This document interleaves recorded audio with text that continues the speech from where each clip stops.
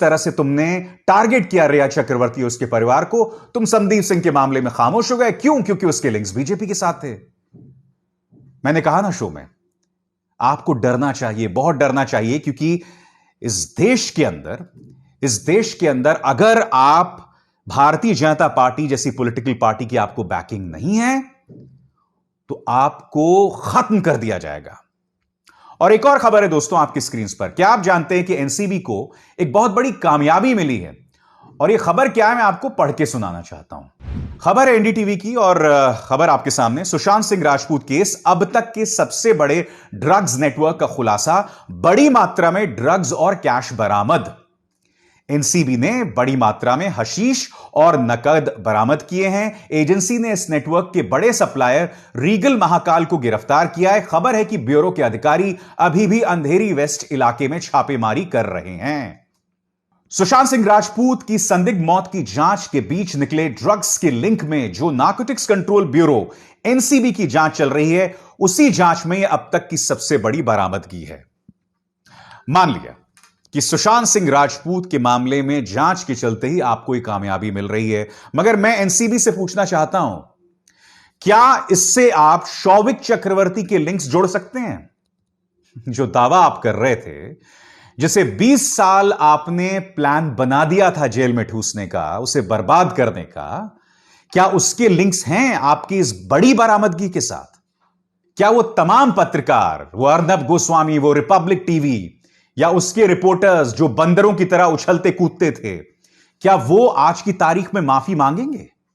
और कहां गए वो भाई? क्योंकि दिक्कत क्या है, सरकारी एजेंसी एम्स तक ने कह दिया है कि सुशांत सिंह राजपूत में किसी तरह का कोई फाउल प्ले नहीं है, उससे जहर नहीं दिया गया। नंबर 1, सीबीआई ने भी जो अपने स्तर पर जांच की, उसमें अब तक जो बात सामने उभर कर आई है कि उनके जो पिछले 5 या 6 साल में करोड़ों रुपए का जो उनके अकाउंट में आवाजाही हुई है, उसमें रिया चक्रवर्ती की संदिग्ध भूमिका नहीं है। यह जो है सरकारी एजेंसीज कह रही हैं। बावजूद इसके इन चैनल्स में इतनी शर्म नहीं है कि यह माफी मांग ले। इसलिए मैं तीसरी बार आपसे कह रहा हूं कि आपको डरना चाहिए। आप अगर बेकसूर हैं तो कोई मायने नहीं रखता।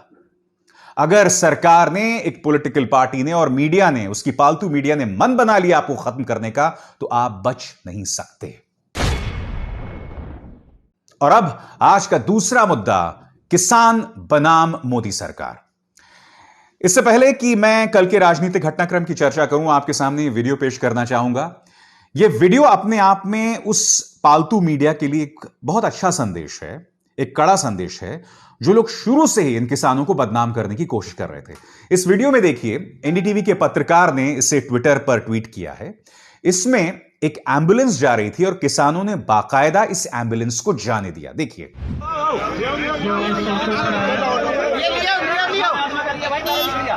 अरे एम्बुलेंस है, कोई बात नहीं, ना निकल दो।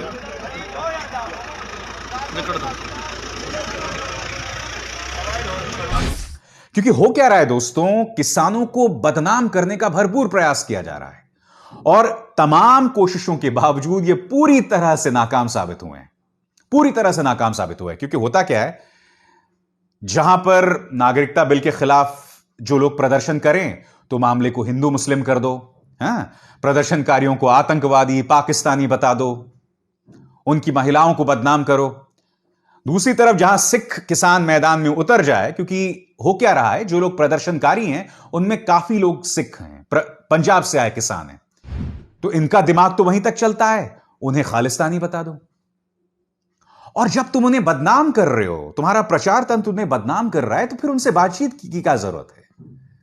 तो जहां कल रात गृह मंत्री अमित शाह पूरी तरह से अड़ गए थे, आज दोपहर को सरकार ने अपने रुख में थोड़ी सी नरमी दिखाई। आपकी स्क्रीन पर इस वक्त वो लिखित प्रस्ताव दिखाई दे रहा है किसानों के हाथ में, जिसमें लिखा गया है कि सरकार न्यूनतम समर्थन मूल्य को खत्म नहीं करेगी। यानी कि किसानों की तमाम मांगों में से कम एक मांग पर सरकार अपना आश्वासन दे रही है। मगर किसानों के रुख से साफ है, वो चाहते हैं कि इस मुद्दे पर तीनों कानून पूरी तरह से खत्म किए जाए, क्योंकि इन कानूनों में कई दिक्कतें हैं। मगर किसानों का एक धड़ा सरकार द्वारा भेजे गए इन प्रस्तावों पर विचार भी कर रहा है, क्योंकि प्रजातंत्र में, लोकतंत्र में कहीं ना कहीं विचारों का आदान प्रदान काफी मायने रखता है, और यह बहुत जरूरी हो जाता है कि हम सामने वाले के पक्ष को भी जरूर समझें।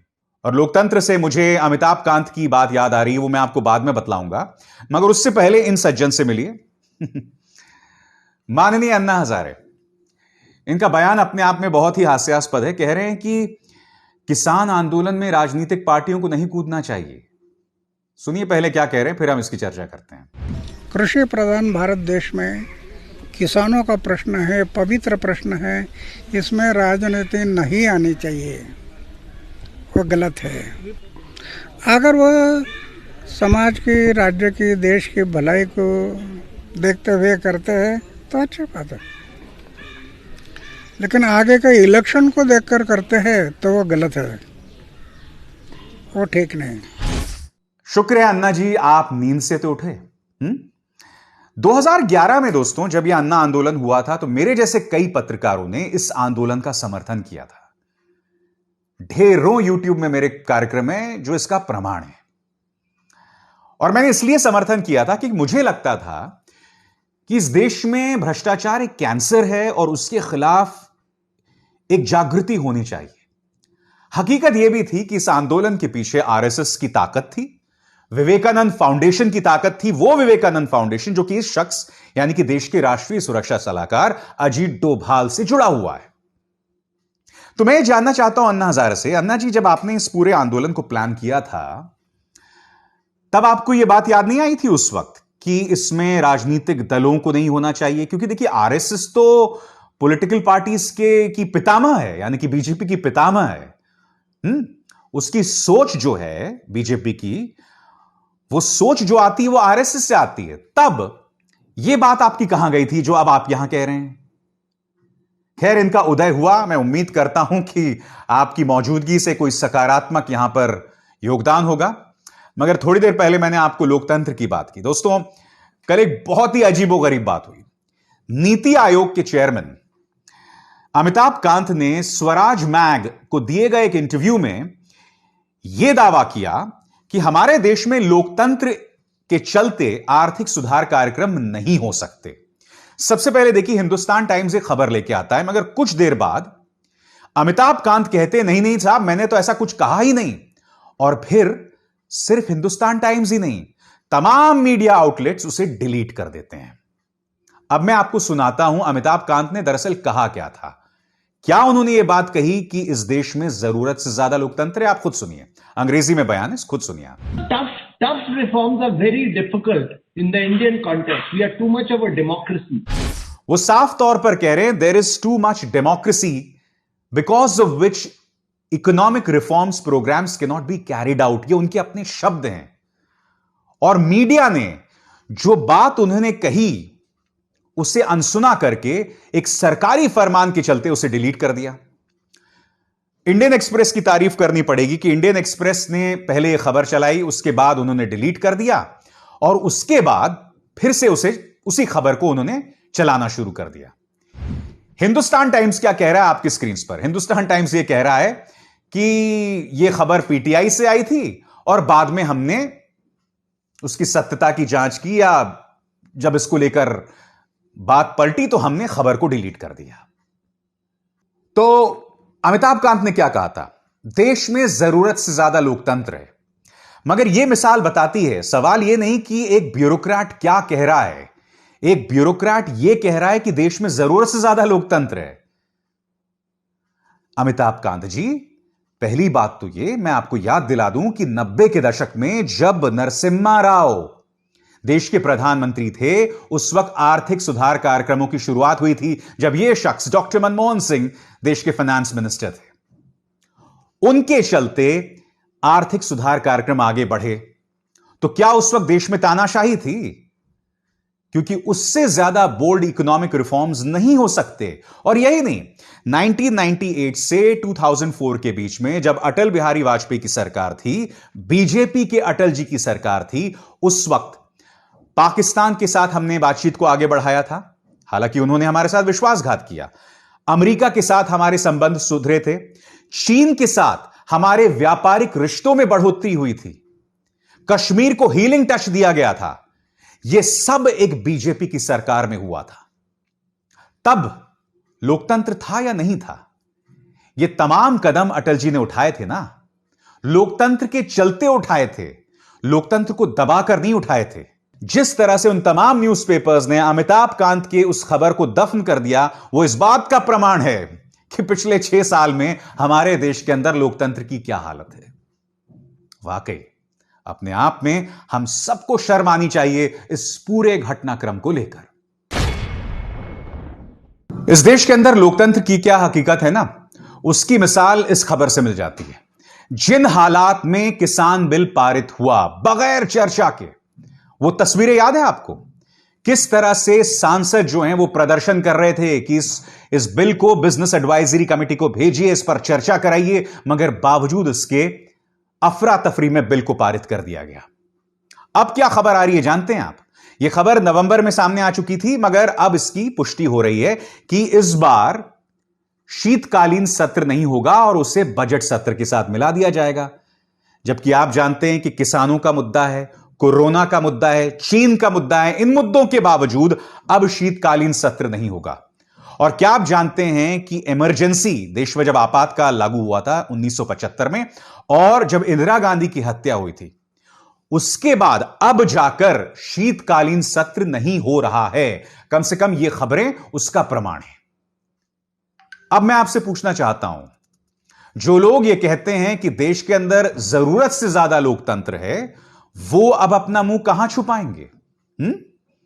क्या उनको मैं एक गिलास पानी दूं? क्योंकि देखिए, चुल्लू भर पानी नहीं बोलना चाहिए, अच्छी शब्दावली नहीं है, मगर क्या मैं उन्हें एक गिलास पानी दूं ताकि वो इसमें पी सकें?